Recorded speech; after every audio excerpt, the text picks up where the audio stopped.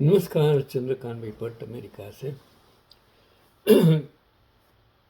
स्त्री नहीं होती तो नारी जाति नहीं होती तो फीमेल नहीं होती तो क्या।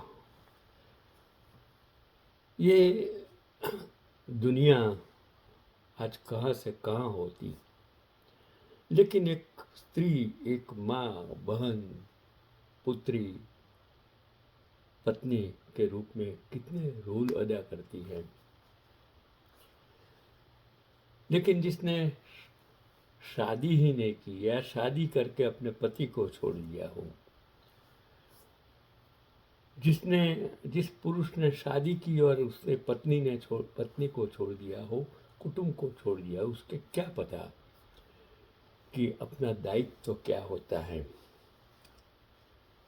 ये लोग जो बिना शादी प्रवचन करते हैं कि बच्चों को किस प्रकार का संस्कार देना चाहिए, क्या ये जो प्रवचन करते हैं साधु बन के भगवेदारी कपड़े पहन कर सन्यासी बनकर दुनिया को समझाने निकलते हैं, उसे क्या पता कि कुटुंब क्या होता है, बच्चे क्या होते हैं, जिम्मेदारी क्या होती है।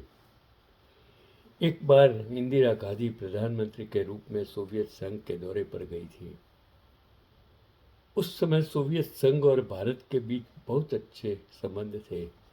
जब इंदिरा गांधी सोवियत संघ में मॉस्को हवाई अड्डे पर उतरी, प्रोटोकॉल के अनुसार सोवियत संघ के प्रधानमंत्री या उस रैंक के मंत्री द्वारा स्वागत करना अनिवार्य था। लेकिन उनका स्वागत करने के लिए सोवियत संघ सरकार का कोई बड़ा व्यक्ति नहीं आया। उस समय सोवियत संघ से भारत के राजदूत थे इंद्र कुमार गुजराल, जो बाद में भारत के प्रधानमंत्री भी बने थे। तो ये देख कर कि सोवियत संघ में उनका स्वागत करने वाला कोई नहीं था, तो इंदिरा गांधी ने गुजराल को कार भारतीय दूतावास ले जाने के लिए कहा। एक ऐसी प्रधानमंत्री, लोखंडी महिला, माँ भी, पत्नी भी, और नेहरू के लिए तो पुत्र भी, सर्वस्व। तो उन्होंने जो किया, शायद इतिहास के पन्ने पर लोग उसे गलत कहते हैं, लेकिन उसने जो किया वो उस जमाने में जिन परिस्थितियों में किया, उसको मैं आज भी याद करता हूँ, सलाम करता हूँ। भारतीय दूतावास के आसपास भारतीय लोगों की बस्ती थी। इंदिरा जी ने बच्चों को इकट्ठा किया और वे उनके साथ वही खेलने लगी। और मॉस्को के क्रेमलिन पैलेस को इंदिरा जी के स्वागत के लिए सजाया गया था, लेकिन लंबे समय तक इंतजार करने के बाद सोवियत सरकार के अधिकारियों को पता चला कि इंदिरा जी क्रेमलिन के बजाय सीधे भारतीय दूतावास चली गई। सोवियत संघ के प्रधानमंत्री अपनी गलती को महसूस करते हुए अपने सरकारी अधिकारियों के साथ भारतीय दूतावास आए और सम्मानपूर्वक इंदिरा जी को भारतीय दूतावास से ले गए। ये होता है सच्चा देश प्रेम, देशभक्ति, और एक देश के प्रति दूसरे देश का सम्मान। वहां जाने पर सोवियत संघ के प्रधानमंत्री ने इंदिरा गांधी से माफी मांगी। तब इंदिरा जी ने जो कहा वह सुनने लायक था।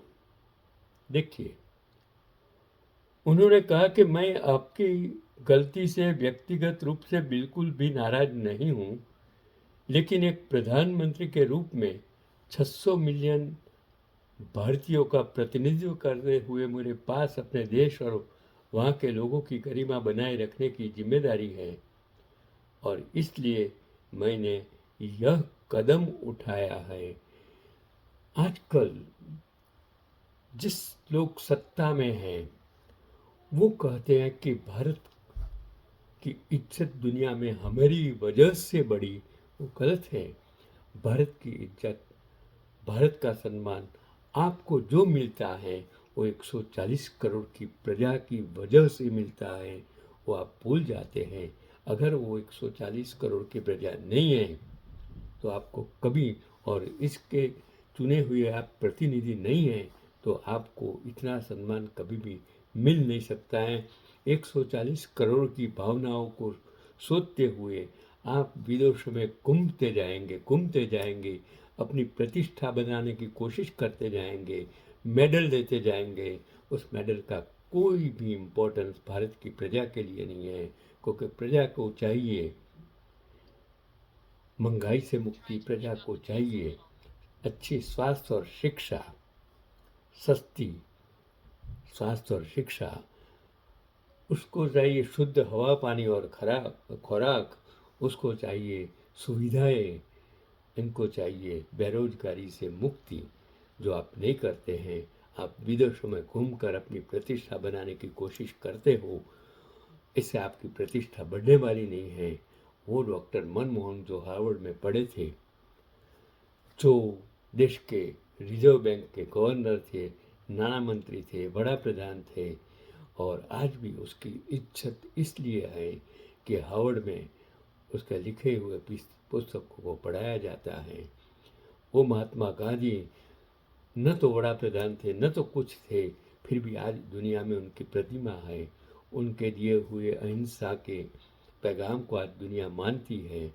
वो ही होता है सच्चे राजनेता, जो सिर्फ भारत की प्रतिष्ठा का महत्व देते हैं। इसके लिए मैं इस देश का नागरिक होने के कारण हमेशा यहाँ रहने वाले हर भारतीय एनआरआई कहते हैं कि we are Americans, we are proud of America. और इस देश के लिए हम जो सम्मान अभिव्यक्ति के रूप में करते हैं, यही देशभक्ति होती है। नहीं कि आपकी छवि सुधारने के लिए आपको देश को गिरवे रखना हो। यही आज का पैगाम।